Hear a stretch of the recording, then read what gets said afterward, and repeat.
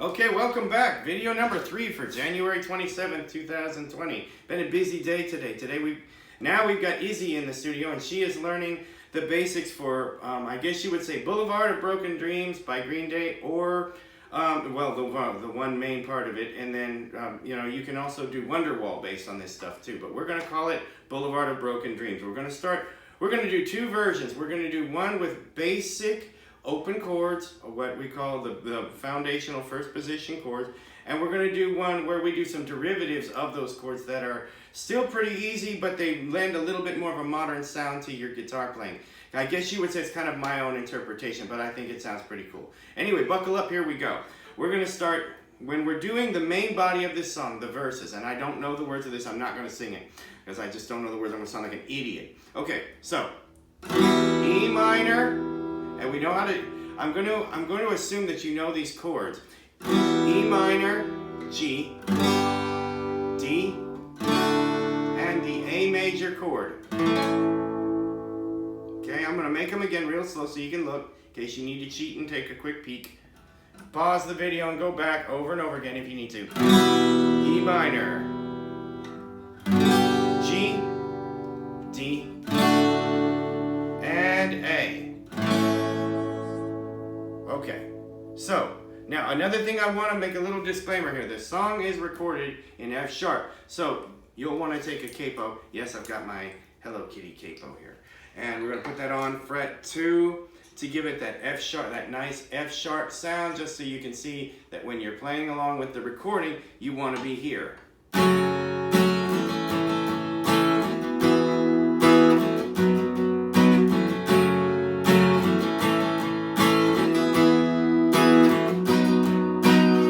About the strum pattern a little bit.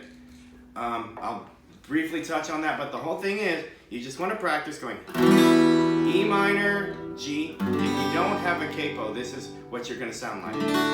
D and A. If you have a capo, stick it on fret 2 so that everything is up a whole step. E minor, G, D, and A. Now moving on into the slightly more modernized version, you're going to stay with a normal E minor. Now, if you watched my Sweet Home Alabama video, we talked about a way to make a G. Okay, so what we're doing is we're using our middle finger here on the 3rd fret of big E. We talked about this in that other video. We're using the meat of that same finger to mute this A string. We're doing that on purpose. The D stays open, the G stays open. B is covered in the 3rd fret by our ring finger, and that is a D note when you do that. And the G string, the little g, is covered by the 3rd fret with the pinky. That note becomes G. If you listen to how that sounds as opposed to this, that 3rd lends a full G major chord. But if you do this, it takes that 3rd element out, but as I said in my other video, what it also does is it sounds really, really good if you're playing through distortion, through an amp with distortion. And it makes a nice brighter sound, and it punches through in a really nice crisp way. So you have E minor, this new, some people call this G5, by the way. We'll call it G5. D, you can either do a D, or sometimes just when I'm doing stuff like this, I will take my middle finger off of this F sharp note here when I'm making my D, sometimes when I'm modernizing my sound. Sometimes we call that a D sus2, sometimes we call it a D9. So there's what you got is a D. Okay, it is not a D add 9 because, well, never mind, that's just theory, but you can also call this D sus2. But I'm not so sure if there's a suspension there, because I'm trying to think if there, nope, yeah, it is a suspension. But anyway, never mind the theory, I'm getting all geeky on you. So you just take your middle finger off of off of the, and then, last chord is an A sus2. It looks like an E minor, but it's in the wrong fret. Wrong string. So it is the 2nd fret of D, covered by the index finger, the middle finger. 2nd fret of G, covered by the ring finger, then open B and open E. Looks like an E minor, but it's in the wrong fret. String. hope I can do these again slowly. E minor, our G5, D sus2, A sus2.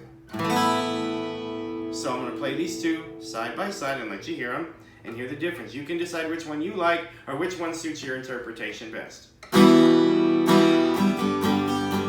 are the standard traditional chords.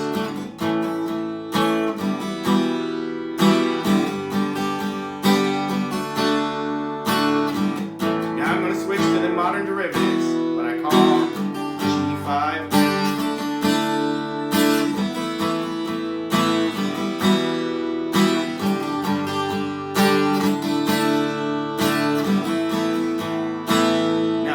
Pattern we'll get later. Right now, the whole thing is, whichever version of the chords that you choose to use, right now while you're getting used to playing this as a beginning guitarist, just go through them in this order. E minor, G, D, and A, E minor, G5, D sus2, A sus2. And that's it. If you have any questions, please remember to like and subscribe. Please remember to smash the notification bell. I'm John Crawford. Peace out.